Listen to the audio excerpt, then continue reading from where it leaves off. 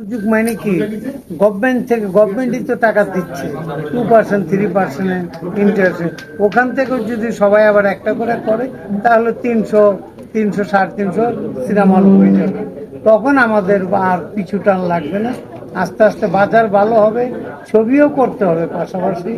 খালি cinema hall বানাইলে তো হবে না, আগে হলো ছবি লাগবে, ছবি হলে সিনেমা হল বাজবে।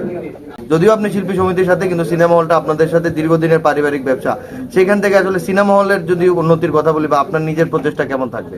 আমি সিনেমা হল ভাঙা হয়ে গেছে অলরেডি। এখানে আমরা একটা মাল্টি স্টোর করছি, তার উপরে 3টা সিনেমা হল করার পরিকল্পনা আছে এবং ম্যাপে আমরা করেছি।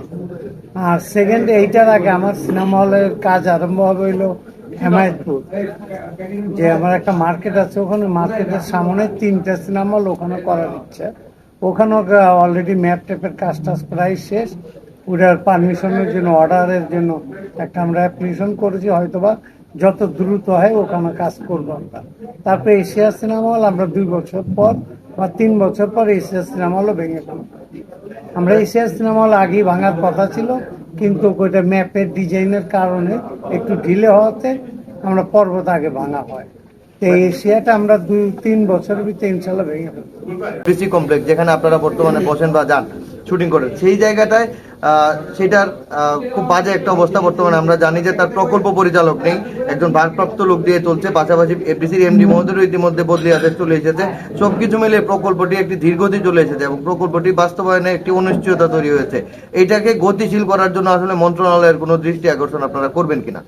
আমি যতটুকু শুনছি যে কোনো একজনের কারণে কাজটা আরম্ভ হয় নাই, তবে আমার বোধহয় এমডি চেঞ্জ হওয়ার সাথে সাথে কাজ আরম্ভ হবে। আমি যতটুকু শুনতে পাচ্ছি ওটা ডিলে হওয়ার কোনো কারণ নাই, যেহেতু বিল্ডিং ভাঙা হয়েছে, ডিজাইন করা, ওটার টাকাও দেওয়া, সবকিছু করা, ওটার কাজও যত দ্রুত হয় কাজ আরম্ভ হবে।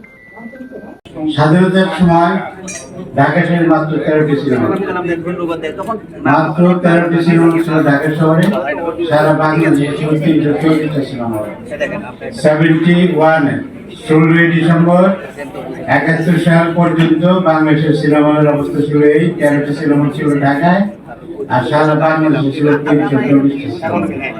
এর মধ্যে কোন কোন জেলা শহরে বা মহকুমা শহরে 2টা বা 3টা সিনেমা হল। এখন কিন্তু বাংলাদেশের 64টা জেলার মধ্যে প্রায় 50টা জেলায় শহরে সিনেমা হল নেই। টাঙ্গাইল একটা জেলা ছিল, সেই জেলা শহরে সিনেমা হল ছিল যতটা, এর চেয়ে অনেক বেশি ছিল তার বিভিন্ন থানায়।